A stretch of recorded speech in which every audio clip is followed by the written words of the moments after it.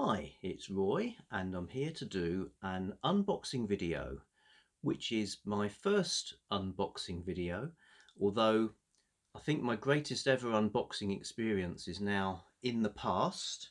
About a year or so ago, I bought a load of these Sexton Blake library stories from Facebook. So I was expecting to get a nice pile of Sexton Blake detective adventure stories, and box arrived, rather large box. I was a bit surprised at the size, but kind of thought the seller's just been really diligent packing the precious cargo with balloons or something.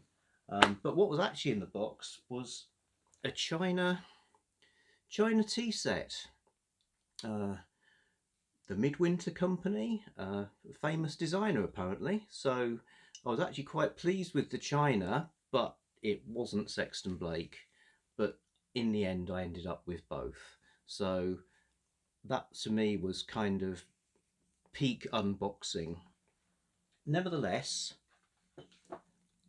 made me think. I've spent a lot of time reading things like Sexton Blake, what you could call boys fiction,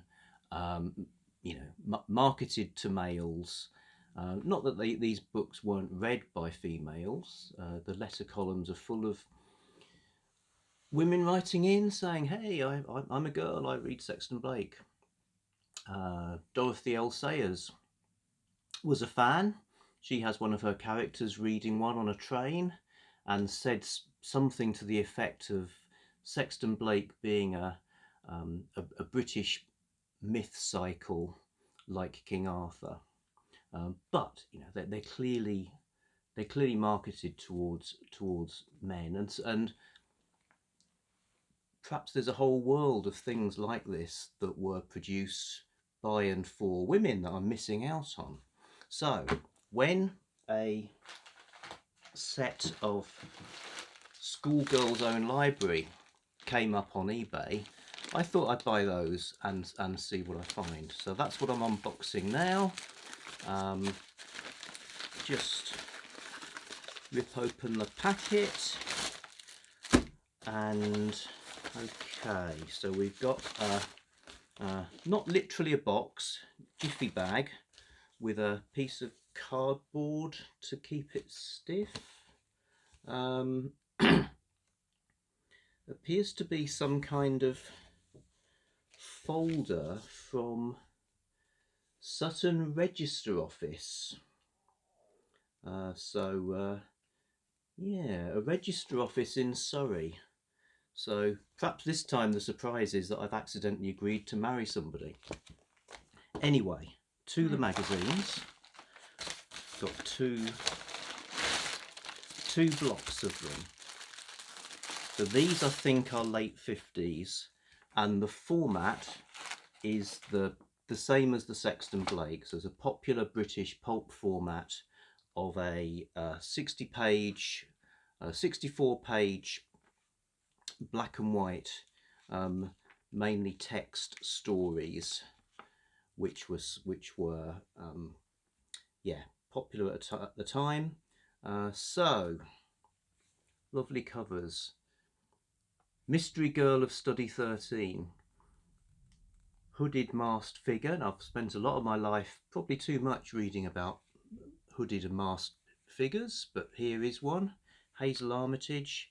I see it's also promising hours of happy reading, which is good because I like happiness and I like reading. So put the two together, it's a winner.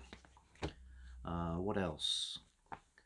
Duffer Dolly's Guilty Secret. So she seems to have a small building in her hands. So perhaps the secret is that she's incredibly gigantic, or has some sort of miniaturization powers. We will see. Actually, they do have, and here she is burying something or someone. So Duffer Dolly is going to be. It's an appealing story featuring the chums of the fourth form at Manor School. I haven't really researched these much, but I gather that the particular writers would have their own setup of schools and characters, so there were like series within the series of Schoolgirls' Own Library. Girl Helper of the Hooded Four, which is some mysterious goings on there. Hooded characters, pretty dramatic intro picture. An exciting school story featuring a girl who joined a boys' secret society. Interesting. Subversive stuff. There's actually, to help me along the way, I've got an academic book about girls' school stories. The English Girls' School Story by Judith Humphrey, where she's basically saying that they're subversive. They're a form of subversive literature because they've created a world where women are autonomous, authoritative and in control, where they are the most significant people in the universe, and where their lives, their intellectual and emotional development, and their relationships with other women are prioritised. So, looking for the subversion in these texts, like Hostess Anne of the Holiday Camp, Elise Probyn, Got to Love a Holiday Camp Story. Yep, I think these drew upon there's a sort of ecology of publications like this. There's a lot of adverts for this Girls Crystal comic as well, which is the paper you must not miss. What have we got? The Runaway Schoolgirl. Looks like they're trying to find their friend at the seaside, appealing to the authority figure of a hero. Still with water not too far away, the threat to their swimming gala. A guy on a motorbike there, figures running around, so we'll see what happens with that.